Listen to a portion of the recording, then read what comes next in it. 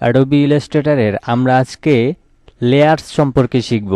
লেয়ারটা কি এবং কিভাবে কাজ করে এবং লেয়ার নিয়ে কখন কাজ করলে আমরা আমাদের কাজগুলি সফলভাবে শেষ করতে পারবো সেই বিষয়টাই আজকের এই ভিডিও থেকে জানব। আপনি যদি প্রফেশনাল গ্রাফিক ডিজাইনার হন সেক্ষেত্রে অবশ্যই আপনাকে এই লেয়ারস সম্পর্কে জানতেই হবে। যদি আপনি লেয়ার সম্পর্কে না বুঝেন অনেক ক্রিটিক্যাল কাজ আছে যেগুলি আপনার করতে অনেক ধরনের সমস্যা হবে এবং আপনি কাজটা প্রপারলি করতে পারবেন না। তো আজকের এই ভিডিওটা অবশ্যই সবার জন্য গুরুত্বপূর্ণ, মনোযোগ সহকারে সম্পূর্ণ ভিডিওটা দেখতে থাকুন। তো প্রথমে হচ্ছে দেখেন এখানে একটা লেয়ার প্যানেল আছে, অনেকের বেলায় এটা এখানে থাকবে না।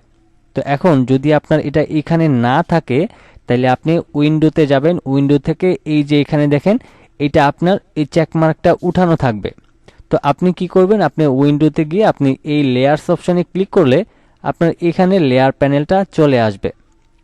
তো এখানে হচ্ছে আমাদের যে সাদা আর্টবোর্ড রয়েছে এখানে এখন কিন্তু কোনো কিছুই আমাদের নাই। তো এখন আমরা যদি এখান থেকে ধরেন ইলিপস টুলের মাধ্যমে একটা শেপ নিলাম এবং এখানে আমি ফিল কালারটা দিয়ে দিচ্ছি, যে কোনো একটা কালার দিয়ে দিই, তাহলে আপনাদের বুঝতে সুবিধা হবে। আমি এখান থেকে ধরেন এই যে লেয়ার প্যানেলটা আছে এটাকে এখানে সরিয়ে রাখলাম। ওকে, এবার এখান থেকে আমি এটাকে দিলাম রেড কালার। এখন এখান থেকে আমরা অল্টার ধরে আমি এদিকে একটা কপি করে ধরেন আমি এটাকে ইয়েলো কালার দিলাম এবং এখান থেকে আমি এইটাকে সিলেক্ট করে আমি হচ্ছে ধরেন এই কালারটা দিলাম। তারপর এখান থেকে আমি আরও একটা কপি করে আমি এখান থেকে ধরেন এই কালারটা দিলাম। এখন এখানে টোটাল আমাদের 1 2 3 4টা শেপ রয়েছে।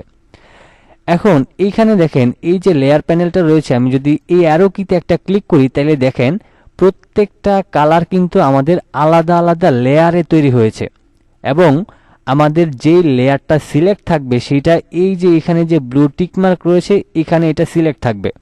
আর উপরের যে লেয়ারটা রয়েছে সেটা হচ্ছে আমাদের সব কয়টা লেয়ার মিলিয়ে একটা লেয়ার। তো আমরা যখন এখান থেকে এই অ্যারো কিতে ক্লিক করব তখন আমাদের প্রত্যেকটা লেয়ারের জন্য আলাদা আলাদা একটা করে লেয়ার তৈরি হবে এবং এটা হচ্ছে আমাদের মেইন লেয়ার।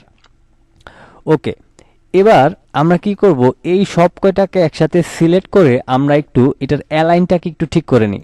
আমরা অ্যালাইন অপশনে গেলাম, প্রথমে হরিজন্টাল অ্যালাইন সেন্টার, তারপর ভার্টিক্যাল অ্যালাইন সেন্টার দিলাম। এখন দেখেন এখানে কিন্তু আপনার একটা শেপই আপনার মনে হচ্ছে, তাই না? তো প্রথমে ধরেন আমাদের এখন যেহেতু এই লেয়ারটা আমাদের এই লেয়ারটা উপরে আছে, আমি এটাকে সিলেক্ট করলাম। এটাকে সিলেক্ট করে আমি একটু ছোট করলাম এটাকে। তারপরে যে লেয়ারটা আছে আমি এখানে ক্লিক করে এটাকে সিলেক্ট করে এটাকেও হালকা একটু ছোট করলাম। এরপর আমি ইয়েলো কালারটাকেও ধরে আমি একটু জুম করে দেখাই তাহলে বুঝতে সুবিধা হবে। আমি এটাকেও একটু ছোট করে দিলাম। ওকে, তো এখন এই যে এখানে যে একটা শেপ তৈরি হয়েছে, এখন অনেক সময় এই যে আমাদের ছোট ছোট যে শেপগুলি রয়েছে এগুলিকে আমাদের অনেক সময় সিলেক্ট করতে কিন্তু অনেক বেশি কঠিন হয়ে যায়। আমি আরেকটু বোঝার সুবিধাতে আমি এগুলিকে আরও কিছুটা কাছাকাছি করে নিচ্ছি। তারপর হচ্ছে ধরেন আমি ইয়েলো কালারটাকে আরেকটু ছোট করে নিচ্ছি, আমি এখানে রাখলাম। তারপর উপরের যে রেড কালারটা আছে এটাকেও আমি একদম কাছাকাছি নিয়ে আসলাম। এখন এই যে শেপগুলি রয়েছে এখানে কিন্তু আমাদের টোটাল 4টা শেপ রয়েছে। এখন আপনি যদি নির্দিষ্ট কোনো একটা শেপকে সিলেক্ট করতে চান, যেমন ধরেন আমি যদি রেড কালারটাকে সিলেক্ট করলাম, এখান থেকে আমি সিলেক্ট করে যে কোনো কালার কিন্তু পরিবর্তন আমি করতে পারবো। কিন্তু এইখানে এই যে হিবিজিবির কারণে আমার দেখা গেছে যে এখানে সিলেক্ট করতে গিয়ে আমি ইয়েলো কালারটা সিলেক্ট করতে গিয়ে যদি আমাদের এই কালারটা সিলেক্ট হয়ে যায় তাহলে কিন্তু আমি সহজে বুঝতে পারবো না আমার কালার কিন্তু পরিবর্তন হয়ে গেছে। তো এই যে এই ধরনের সমস্যাগুলির জন্য কিন্তু আমাদের লেয়ার ব্যবহার করতে হয়।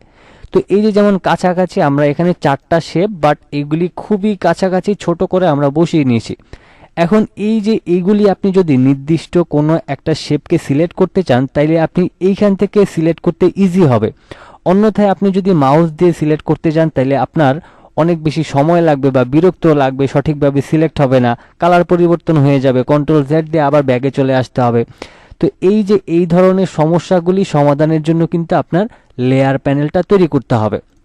যেমন এখানে যদি আপনি লেয়ার প্যানেলটা ওপেন করেন তাহলে আপনি সহজেই কিন্তু এখান থেকে বুঝতে পারবেন যে কোনটা কি কালার রয়েছে এবং কোন লেয়ারটা কোন দিকে রয়েছে। যেমন এই যে উপরের যে লেয়ারটা রয়েছে এটা সর্বপ্রথমে আছে, কারণ এটা হচ্ছে উপরে আছে এবং এই জন্য এই লেয়ারটা উপরে রয়েছে। এরপর হচ্ছে 2 নাম্বার কালার রয়েছে এটা, এবং এখানে এটা রয়েছে। তারপর 3 নাম্বারে ইয়েলো কালার রয়েছে, এটা ইয়েলো কালার দেখাচ্ছে, এবং 4র্থ নাম্বারে আমাদের এই ব্লু কালারটা রয়েছে। তো আমরা কিন্তু সহজে বুঝতেও পারবো যে কোন লেয়ারটা এবং কোন শেপটা, কোনটার উপরে কোনটা রয়েছে, এটাও কিন্তু বুঝতে পারবো।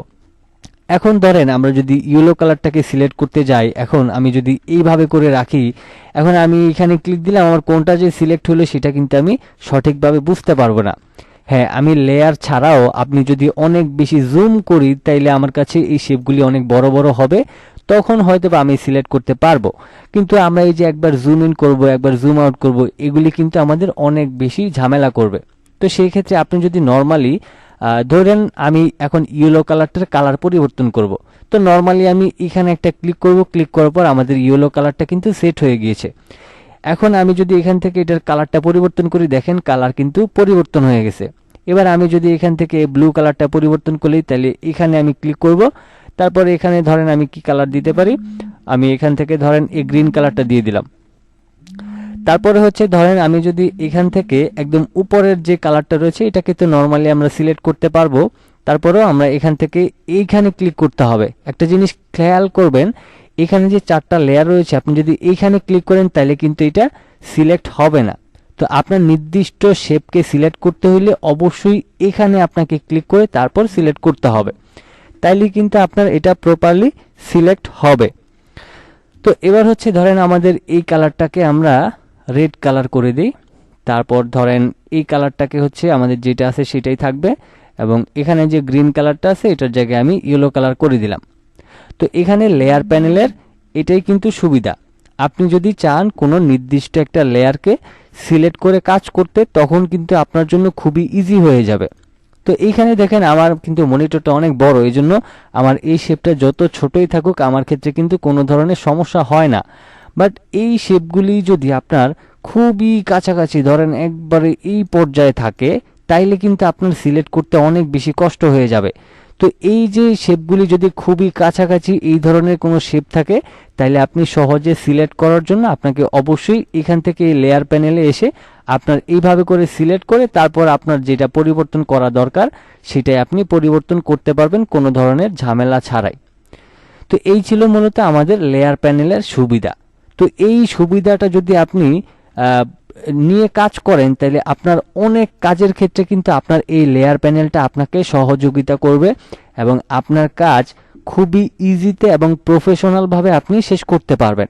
তো এজন্য অবশ্যই যারা গ্রাফিক ডিজাইনের ক্ষেত্রে লেয়ার প্যানেলটা ব্যবহার করেন না, অবশ্যই লেয়ার প্যানেল ব্যবহার করবেন। যদিও আমি আমার কোনো ডিজাইনে আমি এই লেয়ার প্যানেলটা খুবই ব্যবহার করেছি, এইরকম কোনো ভিডিও তেমন একটা নাই, বাট আমি যখন ফ্রিল্যান্সিংয়ে কাজ করি তখন কিন্তু অবশ্যই আমি এখান থেকে লেয়ার প্যানেলটা ব্যবহার করি। কারণ লেয়ার প্যানেলটা ব্যবহার করলে যেটা হয়, আমরা সহজেই যে কোনো নির্দিষ্ট কালারকে সিলেক্ট করতে পারি, এবং নির্দিষ্ট শেপকে খুব কঠিন জায়গায় শেপটা রয়েছে সেক্ষেত্রে আমাদের সিলেক্ট করতে সুবিধা হবে। তো ধরেন কোনো কারণে আমাদের এই ব্ল্যাক কালারটাকে যদি একদম নিচেই নিয়ে যেতে হয়, ধরেন এইরকম একটা অবস্থায় আছে, এখন আমরা চাচ্ছি যে ব্ল্যাক কালারের কালারটা পরিবর্তন করতে। তো সেই ক্ষেত্রে আমাদের এখন তো ব্ল্যাক কালারটা দেখাই যায় না। এখন ব্ল্যাক কালারটা যদি দেখা না যায় তাহলে কিভাবে সিলেক্ট করব? তাইলে আপনি এই লেয়ার প্যানেল থেকে এইখানে সিলেক্ট করে তারপর আপনি যদি কালার পরিবর্তন করে দেন, এন্ড দেন আপনি যদি আপনার আপ অ্যারো কি বা ডাউন অ্যারো কি চেপে আপনি এটার কালার পরিবর্তন করেন বা উপরে নিচে উঠাতে চান, সেক্ষেত্রে সহজেই আপনি উঠায় নিতে পারবেন এবং আপনার কাজগুলি সেরে নিতে পারবেন। আজকের মতো ভিডিওটি এই পর্যন্তই ছিল। কেমন লাগলো ভিডিওটি অবশ্যই কমেন্ট বক্সে জানিয়ে দিবেন। চ্যানেলে নতুন এসে থাকলে অবশ্যই সাবস্ক্রাইব করে রাখবেন, এবং আমার যে ভিডিওগুলি আপলোড দেওয়া রয়েছে আপনি যদি বেসিক থেকে অ্যাডভান্স পর্যন্ত শিখতে চান, নিচের ভিডিওগুলি অবশ্যই দেখে নেবেন।